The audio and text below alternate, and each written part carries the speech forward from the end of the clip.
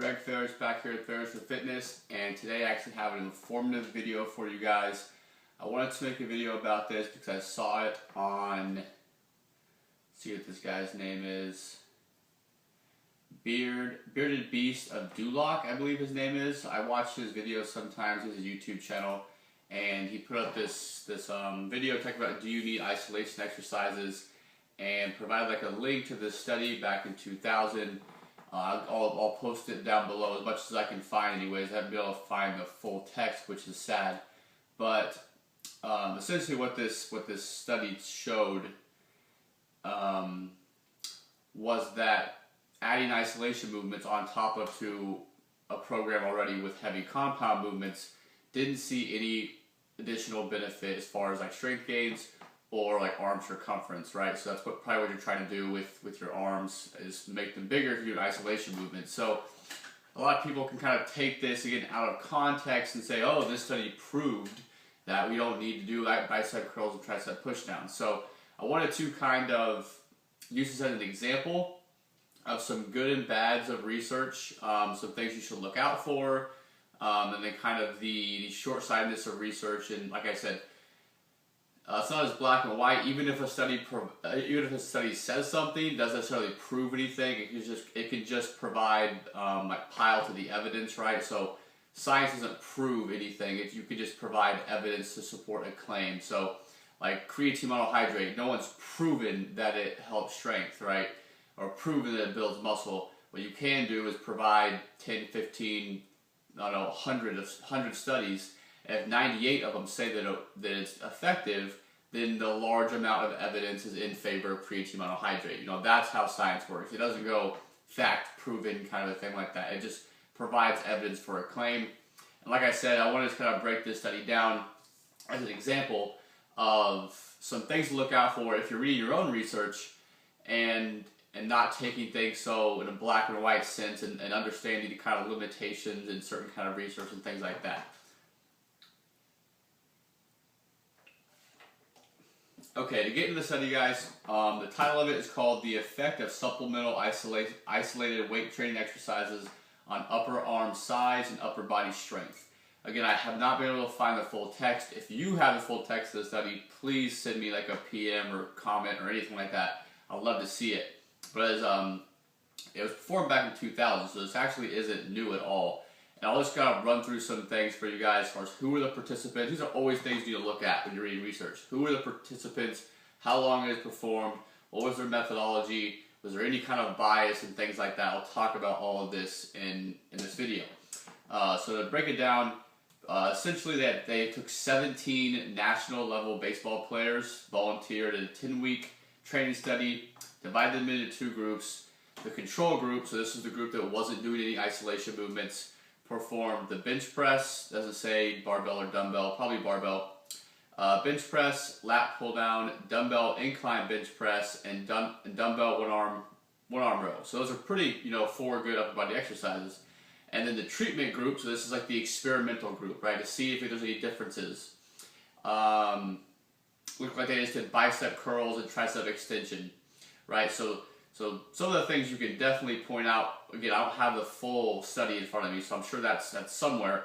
But when you're just talking about their methodology, first of all, you have no idea how much volume they're doing, at least from what I can see. So you don't know if they did one set of each, like a HIIT style.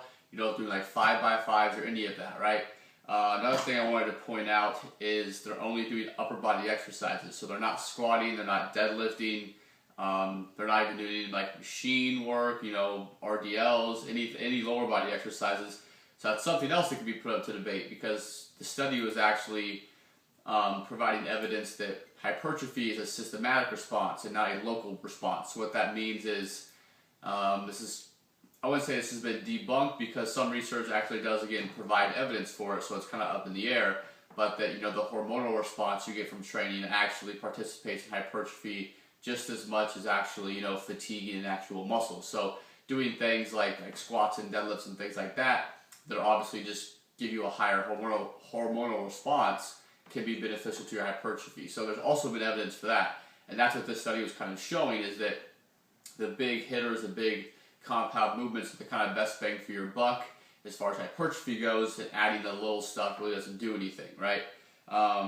So again, just kind of going through some limitations. Obviously, the volume, we have no clue what they did with the volume, and then again, it'd be nice to see if lower body exercises had any difference on that. The second thing I wanted to talk about was the duration, right? It was only 10 weeks. So anyone who's trained for a long period of time, or even not that long period of time, seeing size and strength gains in 10 weeks is kind of, pushing it, right? And also, when you talk about your arms, which are very, very small muscles, 10 weeks is like, if you could probably put an inch or two in your arms in a year, that'd be probably pretty good. Most people who train for 5-10 years, their arms probably don't grow more than, a few inches. They're really a small muscle group, unless you're, enhanced and things like that. But, so again, trying to measure certain things with the research is really difficult because the time frame is so small, right? When you have these 8 and 12 week studies, it's really hard to be like, take these real world things take these little things we're seeing in research and apply them to the real world. That's another thing with like branched-chain amino acids. People talk about, researchers say they're beneficial. Well, beneficial doesn't matter. You can't do a 5-year study on someone taking branched chains, so it just points to another fact that there are limitations in research, right? Another thing I want to talk about, they said there were 17 nationally ranked baseball players, which is awesome. They can hit a baseball, they can pitch a baseball or whatever, but that says nothing about their training age, right? So again, if anyone's been training, they know the first time you step in a gym, you can have no clue what you're doing. You can just throw stuff around. You're probably going to build some muscle, right? And then the longer and longer you train, the longer your training age goes, 5-10 years, those gains aren't going to be made that way, right? So like Ripito starting strength that has you adding 5 pounds to the bar every workout. Someone like myself who's been training, 3-4 years now, I guess, there's no way I could just add 5 pounds to my workout for days on end. So again, even people more advanced than me, if you can, it's the same thing with muscle gain, right? You can start off your first few years, maybe your first year, and put on, 10-15 pounds of muscle and just be, hardly any fat gain. You've been training for 5 or 10 years, you're not going to be able to just put on 3-4 pounds a month of muscle, right? So that's another thing you have to really think about, and most of these studies, sadly, are on untrained subjects because it's difficult to find, a group of highly trained individuals to get this research done on. So, and the last thing I want to talk about is actually something in the results. Both groups had gains, right? So, but they said there was no difference. The first group had a 6.6 increase in arm girth, and the second group had a 6.5% increase in arm girth, and then their bench press 21% and then 22%, and the lat pull now is 15% and 14%. So everything was pretty much the same as far as real world difference. But if you look at those statistics, you see over 10 weeks their bench press gained over 20%. That's quite a big jump. So say even if you started off with a 200-pound bench press, that would be 40 pounds in 10 weeks. That's not crazy gains, but I think that would kind of stint to the fact that these people probably weren't trained, or if they had been trained, they probably hadn't been on a very tight structure or something like that. And again, a 6.6 to 6.5 increase in arm girth in only 10 weeks is also pretty big gain. So I would venture to say these people were untrained, like I said, or if they weren't untrained, this was the first real training session they've been on consistently, right? So something to keep in mind there. Again, I don't have the full text. I wish I did. So even me, I'm kind of being a little forward here, jumping to speculations, but I want to just make this video talking about some of the things you should look for when you're reading research, right? And the last thing I really want to talk about was dietary concerns, right? And a lot of these, this is kind of a bad thing with a lot of research, is a lot of the exercise studies like this that measure, strength and hypertrophy and things like that, they don't control for diet.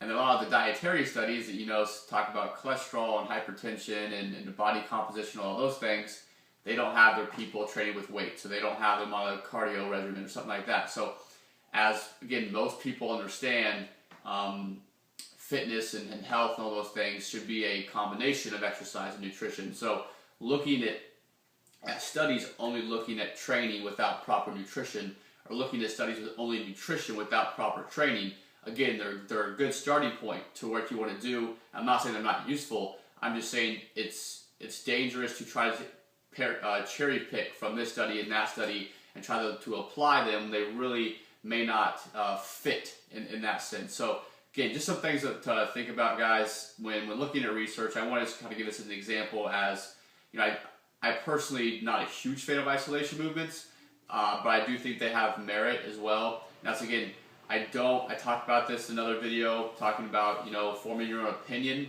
Again, I don't like it when people just read like one study and then take it, you know, whatever, and that's what their training is based off of, or what one person says, right? These are all just tools, so to help you critically think and help you actually apply these principles in bits and pieces so you can get the best results for yourself, best results for your clients, if you're a trainer or a coach or anything like that. So that's pretty much it for the video, guys. If you've seen the study, let me know your thoughts about it in the comments below. Again, I'd ask if you have a full text of the study. Again, I'll post some vague articles about it in the description box. If you have the full text, please let me know. I'd love to see it. And that's it, guys. Make sure you like the video if you liked it. Go subscribe to my channel if you like my channel. And go check out my Affairs for Fitness Facebook page over on Facebook.